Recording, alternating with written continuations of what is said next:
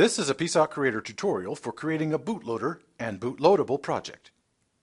There are times when you may want the ability to update the device flash memory with new application code or data when the device is already in the field.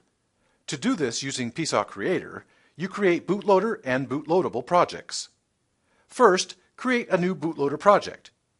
This will reserve the bootloader space in Flash and provide the communication protocol. On the New Project dialog, select the device, type a name, and specify a location to save the project. Then, under the Advanced setting, select Bootloader as the application type and click OK to create the project. In the component catalog, expand the System folder and drag a bootloader component onto your schematic. You can only use a bootloader component in a bootloader project. Otherwise, PSoC Creator will generate an error. Next, expand the Communications folder and drag an I2C schematic macro onto your design. You can use any one of various communication components, but for this demonstration, we'll use a pre-configured I2C. Double-click the bootloader component to open the Configure dialog. Select the I2C as the communication component and click OK. Build the design.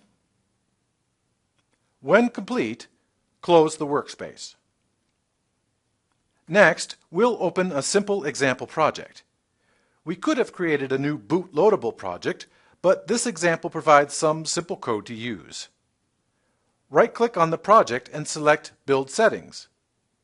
On the dialog, select Bootloadable as the application type. The bootloadable project is used to create the application to be programmed onto the device. It also includes a reference to the bootloader project to allow for future updates. From the component catalog, drag a bootloadable component onto your design. You can only use a bootloadable component in a bootloadable project. Double-click to open the Configure dialog and select the Dependencies tab.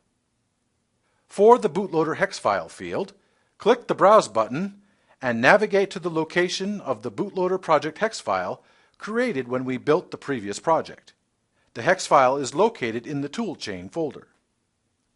Click OK to close the Configure dialog and then program the device.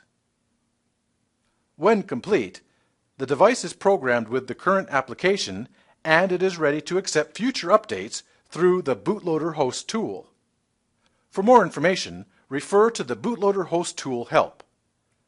Refer also to the bootloader and bootloadable component datasheet.